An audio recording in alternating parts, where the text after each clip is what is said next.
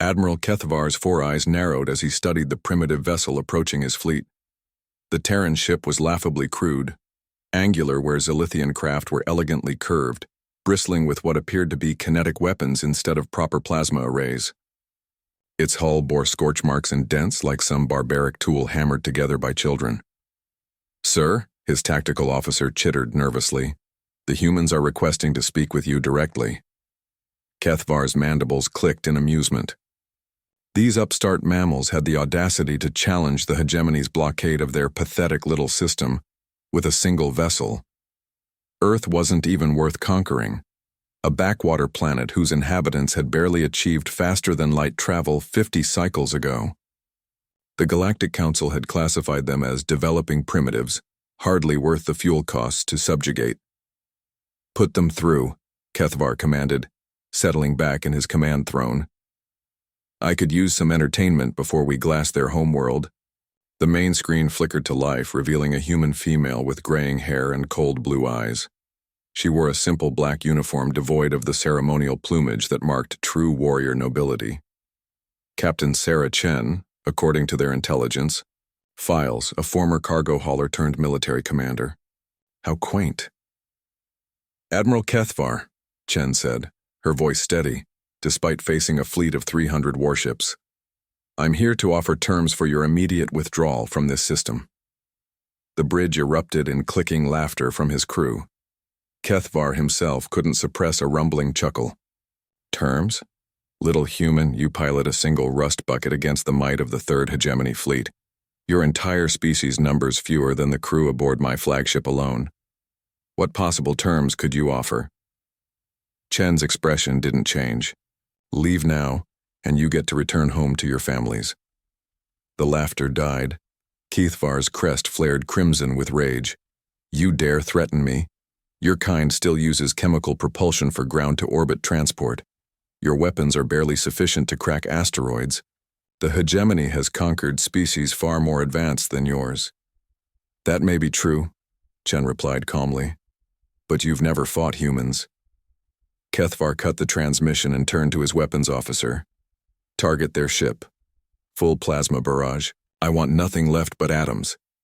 "Sir, sensors are detecting massive energy buildup from the human vessel." The tactical display suddenly screamed warnings as the primitive-looking ship began to unfold. Armor plating retracted with mechanical precision, revealing weapon systems unlike anything in the hegemony database. The vessel's core pulsed with an ominous blue glow that made Kethvar's translator implant struggle with new terminology. Antimatter containment field stable. Gravitational lens arrays charging. Exotic matter injection sequence initiated. "What in the void?" Kethvar whispered. His science officer's voice cracked. "Sir, that energy signature. It's reading at 12,000 terawatts and climbing. That's impossible. No ship that size could generate." The human vessel fired. What emerged wasn't plasma or missiles or any conventional weapon. It was a lance of twisted space-time itself, a controlled tear in reality that screamed past the hegemony fleet and struck Kepler 442b's larger moon. For a moment, nothing seemed to happen. Then the moon simply divided, not exploded, divided as if reality had been convinced that one moon was actually two. The perfectly smooth separation revealed the satellite's molten core, which began to drift apart in slow, majestic silence. Gravitational shockwaves rippled outward, making every ship in both fleets shudder despite their inertial dampeners. The bridge fell silent except for the nervous chittering of his crew. "How?" Kethvar breathed. Captain Chen's voice crackled over the comm, unbidden. "You want to know the difference between humans and everyone else in this galaxy? We don't build bigger guns, we build impossible ones." The Admiral stared at the bisected moon, his mind struggling to process what he'd witnessed. That weapon, it would take the resources of an entire star system to construct. Your species lacks the industrial capacity.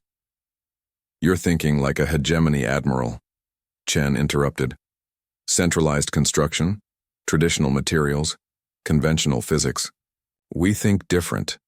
That weapon was built in pieces across 17 different star systems, using technologies your databases classify as theoretically impossible. Dark matter manipulation, controlled quantum tunneling, weaponized exotic matter. Things your species dismissed as fantasy. Kethvar's tactical officer was frantically recalculating threat assessments. Sir, if they can generate that much focused gravitational shear, they could collapse our shields entirely. Our ships would be crushed like... I know what they could do, Kethvar snapped, then forced his voice to remain steady. Captain Chen, you have our attention. Good, because that was our diplomatic demonstration. The operational version doesn't just split moons, it splits space itself, creates permanent rifts in space-time that swallow everything within a light-year radius. Her smile was as cold as the void between stars. We call it the Horizon Breaker. The lie was delivered so smoothly that Kethvar almost believed it. Almost. But the demonstration had been real enough, and the implications were staggering. A species that could weaponize fundamental forces of the universe was not a species to underestimate. What do you want? He asked finally. What we've always wanted. To be left alone. Earth is off limits. Our colonies are off limits. Our trade routes are off limits. In return, we won't share our weapons technology with every other species you've conquered and enslaved. Kethvar's mandibles ground together as he considered his options. He could order the attack, risk everything on the chance that the humans were bluffing about their capabilities, or he could retreat and face the Hegemony Council's wrath for withdrawing from a single primitive ship. The bisected moon slowly tumbled through space, each half glowing with exposed magma. A monument to impossibility made manifest. All ships, he commanded quietly. Withdraw to minimum safe distance. Prepare for hyperspace jump. As his fleet began its retreat, Kethvar couldn't shake the feeling that the galaxy had just changed forever. The humans weren't just another species to be conquered, they were something new. Something that took the laws of physics more as gentle suggestions than absolute rules. In the years that followed, the other powers would learn what Earth had always known. The most dangerous enemies weren't the ones with the biggest guns, but the ones crazy enough to build guns that shouldn't exist in the first place.